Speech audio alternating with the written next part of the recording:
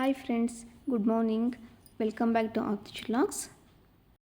ನೀವಿನ್ನೂ ನನ್ನ ಚಾನಲ್ನ ಫಸ್ಟ್ ಟೈಮ್ ನೋಡ್ತಾ ಇದ್ದೀರಾ ಅಥವಾ ಹೊಸದಾಗಿ ನೋಡ್ತಾ ಇದ್ದರೆ ಪ್ಲೀಸ್ ಒಂದು ಸಬ್ಸ್ಕ್ರೈಬ್ ಮಾಡಿ. ಸಬ್ಸ್ಕ್ರೈಬ್ ಮಾಡೋದನ್ನು ಯಾವುದೇ ಕಾರಣಕ್ಕೂ ಮರಿಬೇಡಿ. ಹಾಗೆ ಒಂದು ಲೈಕ್ ಮತ್ತು ಕಮೆಂಟ್ ಮಾಡಿ. ನಾನು ನಿಮಗೆ ಲಾಸ್ಟ್ ವಿಡಿಯೋದಲ್ಲೇ ಹೇಳಿದ್ದೆ ಏನಪ್ಪ ಅಂದರೆ ದ ಇಂಡಸ್ ವ್ಯಾಲಿ ಇನ್ಸ್ಟಾಗ್ರಾಮ್ ಪೇಜಿಂದ ನಾನು ಕ್ಯಾಸ್ಟ್ ಐರನ್ ಕುಕ್ವೇರ್ನ ತರಿಸಿದ್ದೀನಿ ಅಂತ ಹೇಳಿದ್ದೀನಿ. ಸೊ ಅದನ್ನು ಯಾವ ರೀತಿ ನಾವು ಯೂಸ್ ಮಾಡಬೇಕು, ಅದನ್ನು ಮೇಂಟೆನೆನ್ಸ್ ಹೇಗೆ ಮಾಡಬೇಕು ಅನ್ನೋದನ್ನು ನಾನು ನಿಮಗೆ ಈ ವಿಡಿಯೋದಲ್ಲಿ ತೋರಿಸ್ತಾ ಇದ್ದೀನಿ. ಪ್ಲೀಸ್ ಎಲ್ಲೂ ಸ್ಕಿಪ್ ಮಾಡದೆ ಈ ವಿಡಿಯೋನ ಲಾಸ್ಟ್ವರೆಗೂ ನೋಡಿ. ನಾನಿಲ್ಲಿ ಕ್ಯಾಸ್ಟ್ ಐರನ್ ಕುಕ್ವೇರ್ನ ಯೂಸ್ ಮಾಡಲಿಕ್ಕೆ ಡಿಶ್ ವಾಶ್ ಪೌಡರ್ನ ಯೂಸ್ ಮಾಡಿದ್ದೀನಿ. ಯಾವ ಡಿಶ್ ವಾಶ್ ಪೌಡರಪ್ಪ ಅಂದರೆ ಶಶಿ ಟಮ್ಯಾರಿಂಡ್ ಆ್ಯಂಡ್ ಲೆಮನ್ ಪೌಡರ್ ಅಂತ. ನೀವು ನಿಮ್ಮ ಮನೇಲಿ ಯಾವ ಡಿಶ್ ವಾಶ್ ಪೌಡರ್ ಇರುತ್ತೆ ಅದನ್ನೇ ಯೂಸ್ ಮಾಡ್ಬೋದು. ಫಾರ್ ಎಕ್ಸಾಂಪಲ್ ಸಬೀನಾ ಇರ್ಬೋದು, ವಿಮ್ ಇರೋದು ಅಥವಾ ಯಾವುದನ್ನಾದರೂ ಕೂಡ ಯೂಸ್ ಮಾಡ್ಬೋದು. ನಾನು ಶಶಿ ಯೂಸ್ ಮಾಡಿದ್ದೀನಿ. ಇದರಲ್ಲಿ ಟಮ್ಯಾರಿಂಡ್ ಮತ್ತು ಲೆಮನ್ ಪೌಡರ್ ಕಂಟೆಂಟ್ ಇರುತ್ತೆ. ಸೊ ನೀಟಾಗಿ ವಾಶ್ ಆಗುತ್ತೆ ಅಂತ ಹೇಳ್ಬಿಟ್ಟು ನಾನು ಈ ಪೌಡರ್ನ ಯೂಸ್ ಮಾಡಿದ್ದೀನಿ. ನಾನಿಲ್ಲಿ ಕುಕ್ವೇರ್ ಸೆಟ್ಟು, ಕಡಾಯಿ, ಒಂದು ಫ್ರೈ ಪ್ಯಾನ್ ಹಾಗೆ ಒಂದು ತವಾನ ತೊಗೊಂಡಿದ್ದೆ. ಸೊ ಇದೆಲ್ಲದನ್ನು ಕೂಡ ನಾವು ಒಂದೊಂದೇ ಕೂಡ ಡಿಶ್ ವಾಶ್ ಪೌಡರ್ ಹಾಕ್ಬಿಟ್ಟು ನೀಟಾಗಿ ಸ್ಕ್ರಬ್ ಮಾಡ್ಕೋಬೇಕು. ಸೊ ಅದರಲ್ಲಿ ಏನಾದರೂ ಸ್ಟೈನ್ಸ್ ಇದ್ದರೆ ಅಥವಾ ಏನಾದರೂ ಕಲೆ ಇದ್ದರೆ ನಮಗೆ ಕಾಣಿಸುತ್ತೆ. ಸೊ ಅದು ಹೋಗೋವರೆಗೂ ಕೂಡ ನಾವು ನೀಟಾಗಿ ಪ್ಲೈನ್ ವಾಟರಲ್ಲೇ ವಾಶ್ ಮಾಡ್ಕೋಬೇಕು. ಸೊ ಇದು ಚೆನ್ನಾಗಿ ವಾಶ್ ಆದಮೇಲೆ 1-2 ಟೈಮ್ ವಾಶ್ ಮಾಡಬೇಕು. ಚೆನ್ನಾಗಿ ವಾಶ್ ಆದಮೇಲೆ ನಾವು ಗ್ಯಾಸ್ ಸ್ಟವ್ ಆನ್ ಮಾಡಿಬಿಟ್ಟು ಎಲ್ಲದನ್ನು ಕೂಡ ಸ್ವಲ್ಪ ಬಿಸಿ ಮಾಡ್ಕೋಬೇಕು. ಸ್ವಲ್ಪ ಅಲ್ಲ, ಜಾಸ್ತಿನೇ ಬಿಸಿ ಮಾಡ್ಕೋಬೇಕು. ನಾನಿಲ್ಲಿ ಸ್ವಲ್ಪ ಕೆಲಸ ಇತ್ತು ಅಂತ ಹೇಳ್ಬಿಟ್ಟು ಟೈಮ್ ಇಲ್ಲ ಅಂತ ಅಂದ್ಕೊಂಡ್ಬಿಟ್ಟು 3 ಕೂಡ ಒಂದೇ ಸರಿನೇ ಬಿಸಿಗೆ ಇಟ್ಟಿದ್ದೀನಿ. ಸೊ ಇದು ತವ ಎಲ್ಲ ನೀಟಾಗಿ ನೀರೆಲ್ಲ ಡ್ರೈ ಆದಮೇಲೆ ಇದು ಸ್ವಲ್ಪ ಯಾವುದರಲ್ಲೂ ಕೂಡ ನೀರಿನಂಶ ಇರಬಾರ್ದು. ನೀರಿನಂಶ ಎಲ್ಲ ಫುಲ್ ಡ್ರೈ ಆದಮೇಲೆ ಸ್ವಲ್ಪ ಎಣ್ಣೆ ಬಿಟ್ಬಿಟ್ಟು ಎಲ್ಲದಕ್ಕೂ ಕೂಡ ನೀಟಾಗಿ ಸ್ಪ್ರೆಡ್ ಮಾಡಬೇಕು. ಕಾಯಿ ಗುಂಜಿರ್ಬೋದು ಅಥವಾ ಯಾವುದಿರುತ್ತೆ ಅದರಿಂದ ನಾವು ನೀಟಾಗಿ ಸ್ಪ್ರೆಡ್ ಮಾಡಬೇಕು. ಸೊ ಎಣ್ಣೆ ಕಾದ ನಂತರ ಇದಕ್ಕೆ ನಾವು ಸ್ವಲ್ಪ ಹೆಚ್ಚಿಟ್ಕೊಂಡಿರೋಂಥ ಈರುಳ್ಳಿನ ಕೂಡ ಹಾಕಿಬಿಟ್ಟು ನೀಟಾಗಿ ಫ್ರೈ ಮಾಡ್ಕೋಬೇಕು. ಮೀಡಿಯಮ್ ಫ್ಲೇಮಲ್ಲೇ ಫ್ರೈ ಮಾಡ್ಕೋಬೇಕು. ನಾನಿಲ್ಲಿ 2ಕ್ಕೆ ಈರುಳ್ಳಿ ಹಾಕಿದ್ದೀನಿ. ಹಾಗೆ 1ಕ್ಕೆ ದೋಸೆ ತವ ಏನಿದೆ ಅದಕ್ಕೆ ನಾನು ಸ್ವಲ್ಪ ಅರಿಶಿನ ಪುಡಿ ಹಾಕಿಬಿಟ್ಟು ಗ್ಯಾಸ್ ಸ್ಟವ್ ಮೇಲೇ ಇಟ್ಟಿದ್ದೀನಿ. ನಾನಿಲ್ಲಿ 2 ಥರದ ಸೀಸನಿಂಗ್ ಮಾಡೋದು ಹೇಗೆ ಅಂತ ತೋರಿಸ್ತಾ ಇದ್ದೀನಿ. ಒಂದು ಫ್ರೈ ಪ್ಯಾನ್ ಇರ್ಬೋದು ಅಥವಾ ಕಡಾಯಿ ಇರ್ಬೋದು, ಅದಕ್ಕೆ ನಾನು ಈರುಳ್ಳಿ ಹಾಕಿದ್ದೀನಿ. ಹಾಗೆ ದೋಸೆ ತವಾಗೆ ನಾನು ಸ್ವಲ್ಪ ಎಣ್ಣೆ ಮತ್ತು ಅರಿಶಿನ ಪುಡಿ ಹಾಕಿಬಿಟ್ಟು ಸೀಸನಿಂಗಿಗೆ ಇಟ್ಟಿದ್ದೀನಿ. ನೀವು ನಿಮಗೆ ಯಾವುದು ಆಪ್ಷನ್ ಬೇಕೋ ಅದನ್ನು ಕೂಡ ಎರಡರಲ್ಲಿ ಯಾವುದನ್ನಾದರೂ ಕೂಡ ಯೂಸ್ ಮಾಡ್ಕೋಬೋದು. ಸೊ ಇದಿಷ್ಟೆಲ್ಲ ಆದಮೇಲೆ ಒಂದು ಹಾಫ್ ಆನ್ ಅವರ್ ಇದನ್ನ ಕೂಲ್ ಆಗ್ಲಿಕ್ಕೆ ಬಿಡಬೇಕು. ಯಾಕೆ ಅಂದರೆ ಸೊ ಇದು ಕ್ಯಾಸ್ಟಿಂಗ್ ಐರನ್ ಆಗಿರೋದ್ರಿಂದ ತುಂಬಾ ಹಾಟಾಗಿರುತ್ತೆ. ಎಷ್ಟು ಬಿಸಿ ಇರುತ್ತೆ ಅಂದರೆ ನಾವು ಕೈಯಲ್ಲಿ ಮುಟ್ಟೋಕ್ಕಾಗೋದೇ ಇಲ್ಲ, ಅಷ್ಟು ಕೂಡ ಫುಲ್ ಹಾಟಾಗಿ ಇರುತ್ತೆ. ಸೊ ಆದ್ದರಿಂದ ಒಂದು ಅರ್ಧ ಗಂಟೆ ನಾವು ಇದನ್ನು ಕೂಲ್ ಆಗೋದಕ್ಕೆ ಬಿಡಬೇಕು.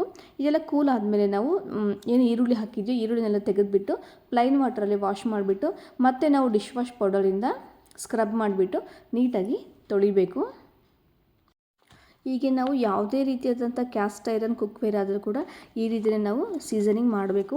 ಆಲ್ರೆಡಿ ಅವರು ಸೀಸನಿಂಗ್ ಅಂತ ಸೀಸನಿಂಗ್ ಮಾಡಿನೇ ಕಳಿಸಿರ್ತಾರೆ, ಬಟ್ ಅದು ಅಷ್ಟು ನೀಟಾಗಿರಲ್ಲ. ಮನೇಲಿ ನಾವು ಒಂದು 2-3 ಟೈಮು ಈ ರೀತಿ 2-3 ಟೈಮ್ ಅಂದರೆ 2-3 ದಿನ ಈ ರೀತಿ ಸೀಸನಿಂಗ್ ಮಾಡಬೇಕು. ಡೈರೆಕ್ಟಾಗಿ 1 ಟೈಮು ಅಥವಾ 1 ಸಾರಿ ಸೀಸನಿಂಗ್ ಮಾಡಿಬಿಟ್ಟು ನಾನು ಡಿಶ್ ವಾಶ್ ಪೌಡ್ರ್ ಹಾಕಿ ತೊಳೋದೆ ಅಥವಾ ಏನೋ ಸೋಪ್ ಹಾಕಿ ತೊಳೋದು, ಎಣ್ಣೆ ಹಾಕಿ ತೊಳೋದು ಈ ರೀತಿ ಮಾಡಬಾರ್ದು. ನಾವು ಮನೇಲಿ ಯೂಸ್ ಮಾಡೋದಕ್ಕಿಂತ ಮುಂಚೆ ಒಂದು 2-3 ದಿನ ಈ ಥರನೇ ಮೇಂಟೈನ್ ಮಾಡ್ತಾ ಯೂಸ್ ಮಾಡಬೇಕು. ನಾನಿಲ್ಲಿ ಎಲ್ಲದನ್ನು ಕೂಡ ಡಿಶ್ ವಾಶ್ ಪೌಡ್ರಿಂದ ವಾಶ್ ಮಾಡಿಟ್ಕೊಂಡು ಪ್ಲೈನ್ ವಾಟರಲ್ಲಿ ತೊಳೆದಿಟ್ಕೊಳ್ತಾ ಇದ್ದೀನಿ. ಸೊ ನಿಮಗೇನಾದರೂ ಈ ಥರ ಕ್ಯಾಸ್ಟ್ ಐರನ್ ಕುಕ್ವೇರ್ ಬೇಕಾಗಿದೆ ಅಂತಂದರೆ ಖಂಡಿತವಾಗಿಯೂ ಕೂಡ ಇಂಡಸ್ ವ್ಯಾಲಿ ಇನ್ಸ್ಟಾಗ್ರಾಮ್ ಪೇಜಿಂದ ತರಿಸ್ಕೊಳ್ಳಿ. ತುಂಬಾ ಚೆನ್ನಾಗಿದೆ. ಹಾಗೆ ನಾನು ಲಾಸ್ಟ್ ವಿಡಿಯೋದಲ್ಲೂ ಕೂಡ ಹೇಳಿದ್ದೀನಿ, ಏನಪ್ಪ ಅಂತಂದರೆ ಸಟ್ಟಲ್ಲಿ ತರಿಸ್ಕೋಬೇಡ್ರಿ. ಸಿಂಗಲ್ ಪೀಸ್ ನಿಮಗೆ ತವ ಬೇಕಿದ್ರೂ ತವ ತರಿಸ್ಕೊಳ್ಳಿ ಅಥವಾ ತಡಕ್ ಪಾನ್ ಬೇಕು, ಈ ಥರ ಸಿಂಗಲ್ ತರಿಸ್ಕೊಂಡ್ರೆ ತುಂಬ ಚೆನ್ನಾಗಿರುತ್ತೆ. ನಾನು 3 ಒಟ್ಟಿಗೆ ತರಿಸಿರೋದ್ರಿಂದ ಫ್ರೈ ಪಾನ ಮತ್ತು ಕಡಾಯಿ ಚೆನ್ನಾಗಿದೆ. ಹಾಗೆ ದೋಸೆ ತವ ತುಂಬ ಚಿಕ್ಕದಾಗಿ ಬಂದಿದೆ. ಎಲ್ಲದನ್ನು ಕೂಡ ನೀಟಾಗಿ ತೊಳೆದಿಟ್ಕೊಂಡು ಆದಮೇಲೆ ಹೀಗೆ ನಾನು ಟಿಶ್ಯೂ ಪೇಪರಲ್ಲಿ ಕ್ಲೀನ್ ಮಾಡ್ತಾಯಿದ್ದೀನಿ. ನೀರಿನ ಅಂಶನೆಲ್ಲ ತೆಗಿತಾ ಇದ್ದೀನಿ. ನಾನು ಟಿಶ್ಯೂ ಪೇಪರ್ ಯಾಕಪ್ಪ ಯೂಸ್ ಮಾಡಿದ್ದೀನಿ ಅಂತಂದರೆ ಸೊ ಅದರಲ್ಲಿ ಏನಾದರೂ ಸ್ಟೈನ್ಸ್ ಇದ್ದರೆ ಈ ಟಿಶ್ಯೂ ಪೇಪರು ವೈಟ್ ಕಲರ್ ಆಗಿರೋದ್ರಿಂದ ಎಲ್ಲದೂ ಕೂಡ ನೀಟಾಗಿ ಕಾಣಿಸ್ತಾ ಇದೆ. ನೋಡಿ ಫ್ರೆಂಡ್ಸ್, ಇದಿನ್ನೂ ಅಷ್ಟು ನೀಟಾಗಿ ಕ್ಲೀನ್ ಆಗಿಲ್ಲ, ಸ್ವಲ್ಪ ಸ್ಟೈನ್ಸ್ ಕಾಣಿಸ್ತಾ ಇದೆ.